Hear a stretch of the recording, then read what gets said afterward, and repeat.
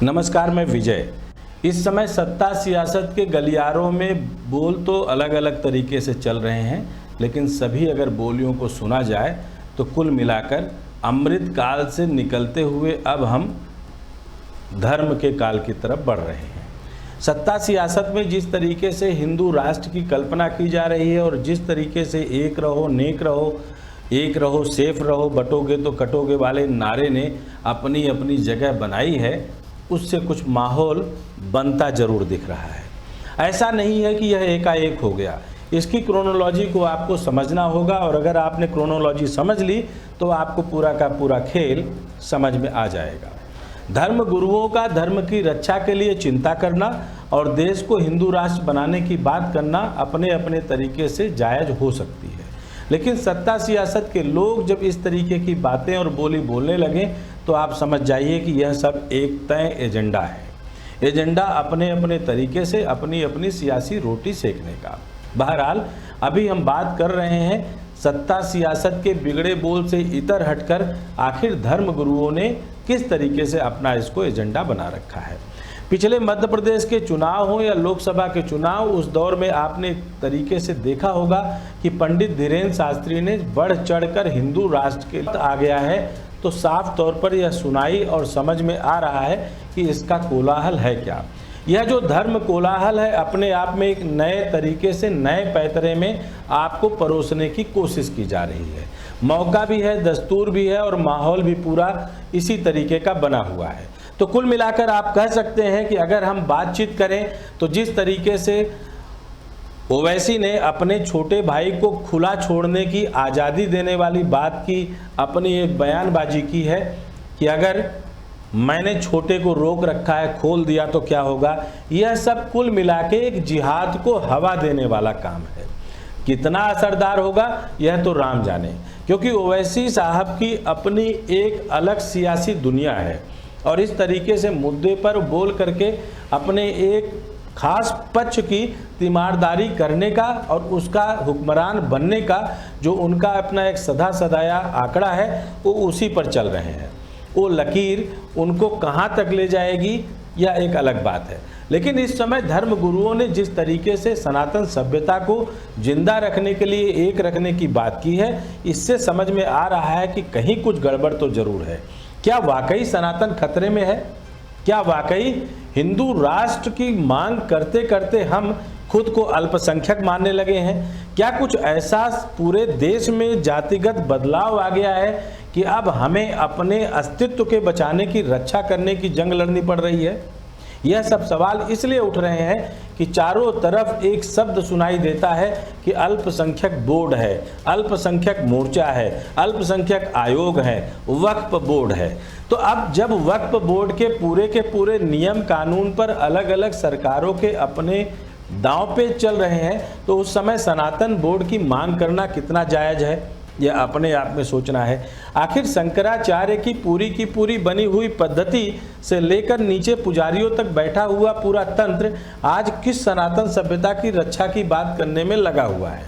ऐसा तो नहीं कि सनातन सभ्यता के नाम पर इस समय कुछ खेल अलग चल रहा है। जैसे आजकल एक YouTube पर रील और वीडियो देखने के बाद अमूमन हमारे दिमाग में एक संशय हो रहा है कि नागा साधुओं और संतों की क्या पूरी की पूरी सभ्यता और उनके तंत्र पर कोई कुठाराघात करने की योजना चल रही है, क्योंकि अब महिला नागा साधुओं का पूरा प्रदर्शन शरीर के साथ किया जा रहा है। यह सोचने और समझने की बात है कि आखिर किस तरीके से नागाओं की एक पूरी सेना में महिला नागाओं की भूमिका अब आ रही है और यह कितनी औपचारिक है और आने वाले समय में इनकी सदी सदाई पद्धति को कितना तोड़ने, बिगाड़ने और साधने का काम करेगी। बहरहाल आज हम मुद्दों से भटकने की बजाय सिर्फ इस पे बात करते हैं कि आखिर शंकराचार्य की अपनी गौध्वज स्थापना की पूरी मुहिम, भारत को गौ राष्ट्र घोषित करने की अपनी मांग, गौ आयोग बनाने की अपनी पूरी एक कवायद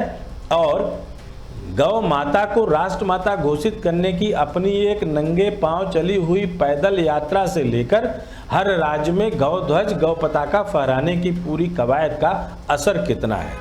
कितने ऐसे नेता, कितने ऐसे कथावाचक, कितने ऐसे धर्मगुरु जिन्होंने आगे बढ़ करके इस समय इस गौ ध्वज और गौ पताका को आगे फहराते हुए अपने अपने घर पर, जैसे हर घर तिरंगा योजना प्रधानमंत्री मोदी ने चलाई, भारतीय जनता पार्टी ने चलाई, हर घर तिरंगा की तरीके से क्या हर घर जो हिंदू या सनातनी की बात कर रहा है वो गौ ध्वज फहरा रहा है क्या?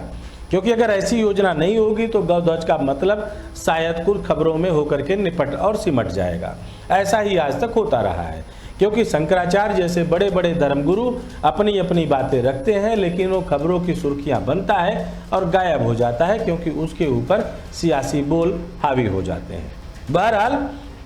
इस समय पंडित धीरेन्द्र शास्त्री ने जहां हिंदू राष्ट्र की मांग की, वहीं पर दोनों शंकराचार्यों ने उन्होंने गौ राष्ट्र बनाने की बात की तो हिंदू राष्ट्र की बात की। स्वामी अवधूतेश्वरानंद की गौ राष्ट्र माता वाली अपनी पूरी की पूरी योजना, अपना पूरा का पूरा तंत्र, और कुंभ पर उनके आए हुए बयान को अगर देखा जाए तो कुल मिलाकर ये एक मुहिम हो सकती है कि अगर मक्का मदीना में हिंदुओं का प्रवेश निषिद्ध है तो कुंभ में जो अब तक बिना जाति भेद के समागम और सभ्यता का पूरा प्रचार प्रसार करता था, जहां पर छोटे छोटे खिलौने की खुशियां बांटने वाला किसी भी जाति या धर्म का व्यक्ति हो सकता था, बिना किसी धर्म और जाति को आघात पहुंचाए हुए, क्योंकि पूरे के पूरे कुंभ में सनातन सभ्यता में संतों और समाज का ऐसा समागम होता है जो दिखाता है कि वाकई सनातन और हिंदू सभ्यता की सबसे बड़ी कहानी कुंभ कहता है। तो अगर इतनी बड़ी कहानी और इतनी बड़ी विरासत हमारी सनातन सभ्यता की है तो हमें किसी धर्म विशेष से क्या डरना, क्योंकि अगर वो वहाँ जाएंगे तो सीखेंगे कि आखिर हिंदू और सनातन सभ्यता की पूरी ताकत क्या है और हमारी तासीर क्या है। और अगर हमारी तासीर से कोई उसको आत्मसात करके अपने आप को सुधारता है तो यह बात अच्छी होगी और अच्छी लगनी भी चाहिए।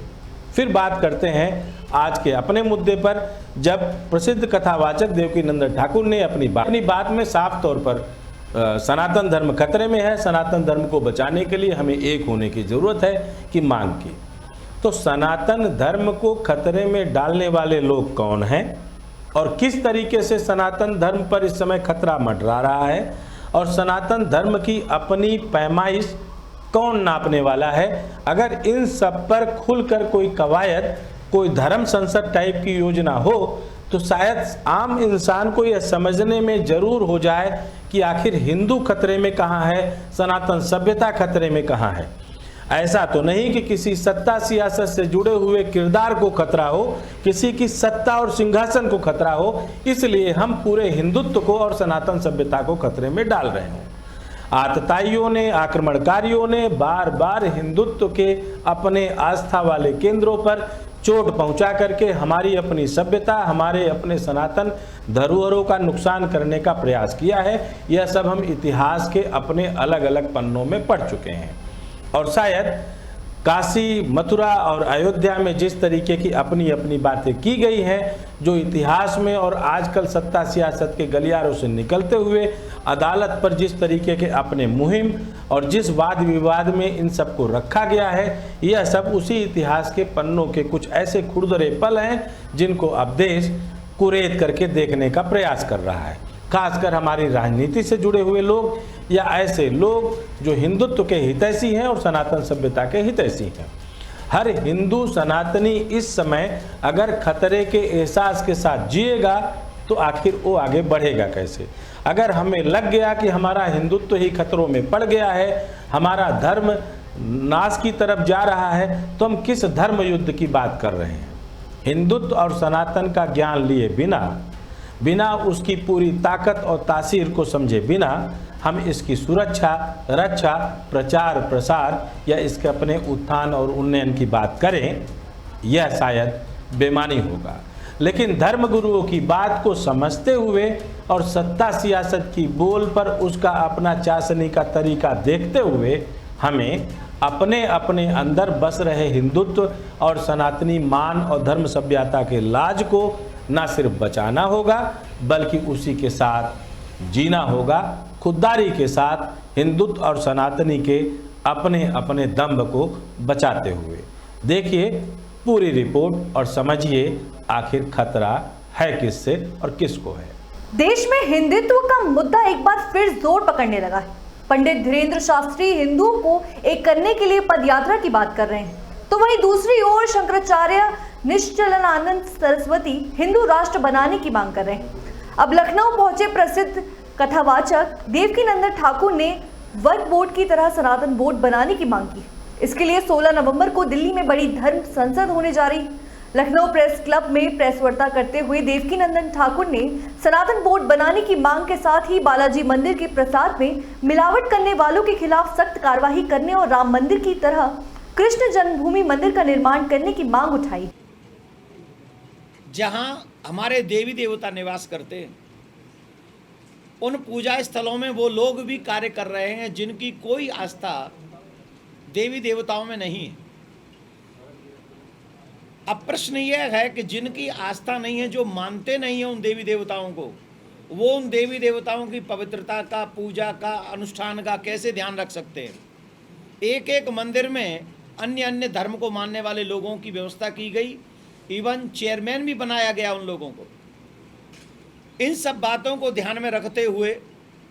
हमने और संत समाज ने एक निर्णय लिया है कि हम सभी संत समाज एकत्रित होकर दिल्ली में 16 तारीख को धर्म संसद करेंगे। सनातन धर्म संसद होगी और उसमें हम लोग एक आशा करते हैं और एक मांग करते हैं सरकार से, जिसका ड्राफ्ट भी हम तैयार करवा रहे हैं। ऑलमोस्ट वो ड्राफ्ट तैयार हो चुका है और सनातन धर्म संसद में ही उस ड्राफ्ट को बताया जाएगा कि हमें भी सनातन बोर्ड का निर्माण चाहिए। होना तो यही चाहिए था कि आज़ादी के बाद 1947 में ही या 1954 में जब वक्फ बोर्ड बना, उसी समय सनातन बोर्ड का गठन हो जाना चाहिए था, तभी ये कंट्री सेकुलर कंट्री मानी जाती। पर बहुसंख्यक लोगों की आस्था का ध्यान नहीं रखा गया और ये कहते हुए मंदिर अपने पास में रख लिए कि हिंदू लोग अपने मंदिरों का रख रखाव करने में सक्षम नहीं है।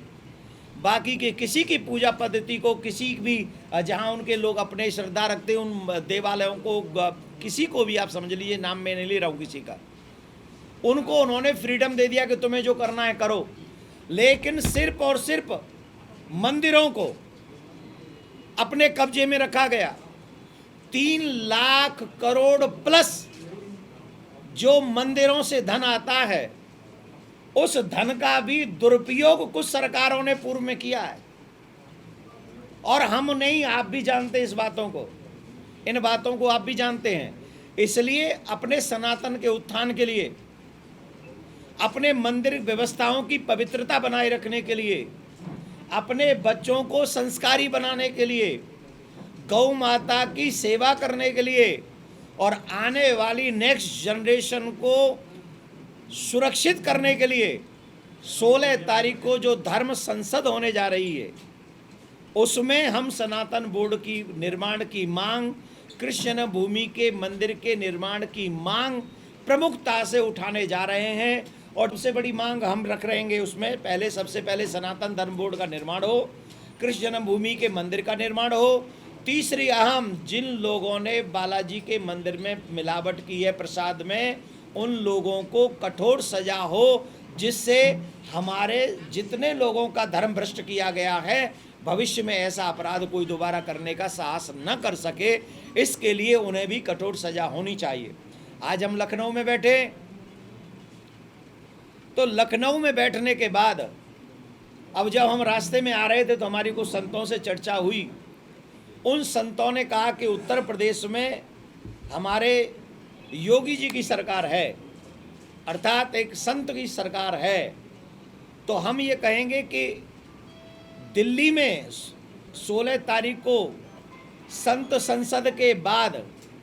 सबसे पहले सनातन बोर्ड का निर्माण और गठन अगर उत्तर प्रदेश की सरकार, श्री योगी सरकार करती है, तो ये हम सब संतों के लिए और सनातन के लिए एक अहम कदम होगा। और इसकी शुरुआत अगर यहाँ से हो, फिर हम दिल्ली में भी मोदी जी से, अमित शाह जी से मिलकर इस विषय को और आगे बढ़ाएंगे। और 16 तारीख को सभी सनातनियों से हाथ जोड़ के प्रार्थना है, मेरे पास न धन बल है, न जनबल है, मेरे पास कोई बल नहीं, मेरे पास सिर्फ सत्य का बल है और ठाकुर जी का बल है और आपका बल है। आप जितनी बड़ी संख्या में दिल्ली में पहुंचेंगे, मुझे लगता है उतने ही बड़े पैमाने पर सरकार हमारी बात को सुनेगी और सनातन बोर्ड का निर्माण होगा।